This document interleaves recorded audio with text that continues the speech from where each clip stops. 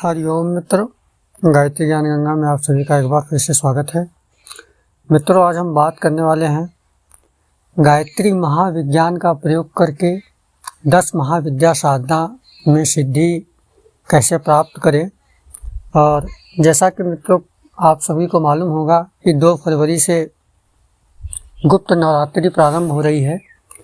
तो इस गुप्त नवरात्रि में आप 9 दिनों तक महाविद्या साधना कर सकते हैं। 10 महाविद्या साधना का अनुष्ठान कर सकते हैं और उसमें आप सफलता भी प्राप्त कर सकते हैं। तो इसके लिए गायत्री मंत्र महाविज्ञान का प्रयोग कैसे किया जाए, तो हमारी चर्चा इसी बात पे होगी कि हम गायत्री माता की कृपा से 10 महाविद्या को कैसे सिद्ध करें और उनकी कृपा को कैसे प्राप्त करें, ताकि जो हमारी भौतिक आध्यात्मिक सभी प्रकार की उन्नतियां तीव्र गति से हों। तो मित्रों, इसके लिए ज़रूरी है कि जो भी गायत्री साधक हैं, जो गायत्री साधना कर रहे हैं, अगर वो महाविद्या साधना भी करना चाहते हैं तो कर सकते हैं। नित्य गायत्री का 11 माला का जप रखें और उसके बाद रात्रि काल में 10 बजे से लेकर के महाविद्या साधना नवरात्रि के समय जो गुप्त नवरात्रि 2 फरवरी से शुरू हो रही है कर सकते हैं। तो उसमें आपको करना क्या है, अभी आपके पास समय है कम से कम 1.25 लाख पंचाक्षरी मंत्रों का जाप और 1.25 लाख गायत्री मंत्र का जाप करने के बाद आप 10 महाविद्या साधना करने की योग्यता प्राप्त कर लेते हैं।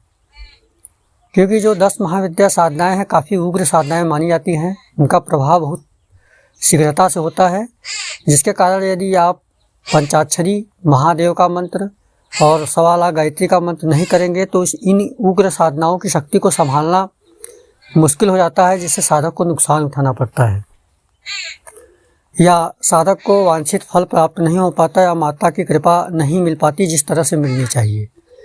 तो यदि आप क्रम से चलेंगे और जो भी साधना का दिशा निर्देश है उसका पालन करते हुए यदि आप 10 महाविद्या साधना संपादित करते हैं, निसंदेह आपको बहुत ज़्यादा लाभ प्राप्त होता है। आपको इतना अधिक लाभ प्राप्त होगा और उसका फ़ायदा आपको दिखना शुरू हो जाएगा कि इस साधना में जो भी ज़रूरी शर्तें हैं वो यही हैं कि 1.25 लाख गायत्री मंत्र का जाप और 1.25 लाख पंचाक्षरी भगवान शिव के मंत्रों का जाप करें, तो जिससे आपके पास आध्यात्मिक शक्ति का विकास होगा और फिर 10 महाविद्या साधना में सिद्धि हो जाती है। क्योंकि बिना गायत्री के कलयुग में कोई भी साधना संपूर्ण फल नहीं दे सकती है। जब गायत्री किसी भी साधना के साथ जुड़ जाती है तो उस साधना का फल बढ़ जाता है और वो साधना शीघ्र अतिशीघ्र सिद्ध हो जाती है। तो आप इस साधना को संपादित कर सकते हैं। तो 11 माला प्रतिदिन की गायत्री ब्रह्म मुहूर्त में करें, फिर उसके बाद पंचाक्षरी मंत्र का जाप करें दिन में, और रात्रि के समय आप महाविद्या साधना में लग जाएं। आप किसी भी महाविद्या का चुनाव कर सकते हैं, मातंगी भी कर सकते हैं, बगला भी कर सकते हैं, धूमा भी कर सकते हैं, कोई भी साधना कर सकते हैं। और साधना का समय निश्चित रहे और माला की संख्या भी निश्चित रहे।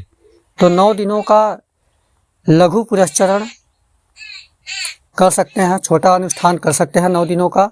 27,000 का या 54,000 का अनुष्ठान आप कर सकते हैं, 36,000 का भी अनुष्ठान कर सकते हैं। तो इस तरह से आप अनुष्ठान करके मात्र 9 दिनों में और अल्प साधना करके भी माता की पूर्ण कृपा आप प्राप्त कर सकते हैं, जिससे आपके जीवन के क्षेत्र में त्वरित गति से उन्नति होगी। कोई भी आपकी जो समस्या है बहुत जल्दी ख़त्म हो जाती है और माता की कृपा आपको दिखाई देने लगती है। तो इसलिए मित्रों, जो ये दिशा निर्देश है, आप इस दिशा निर्देश के अनुसार यदि आप साधना करते हैं महाविद्याओं की तो निसंदेह आपको सफलता मिलेगी। हमारे कुछ मित्रों ने प्रश्न किया था कि गायत्री साधना से 10 महाविद्या साधना कैसे सिद्ध करें, तो उनके लिए ही हमने ये वीडियो बनाया हुआ है। तो गायत्री साधना से 10 महाविद्या साधना कैसे सिद्ध करें, आप इस वीडियो को जब सुनेंगे ध्यान से तो आपको पता चल जाएगा कैसे सिद्ध करना है और माता की साधना कैसे करनी है, माता की कृपा कैसे प्राप्त करनी है। क्योंकि गायत्री तत्व जब जिस भी मंत्र के साथ जुड़ जाता है वह मंत्र अत्यधिक प्रभावशाली हो जाता है और उसका प्रभाव बढ़ जाता है। तो गायत्री जो है किसी भी मंत्र के लिए प्राण ऊर्जा का काम करता है। कोई भी कलयुग में जितने भी मंत्र हैं वो गायत्री से ही प्राण ऊर्जा प्राप्त करते हैं, क्योंकि गायत्री भूमंडल की आध्यात्मिक और मूल शक्ति है।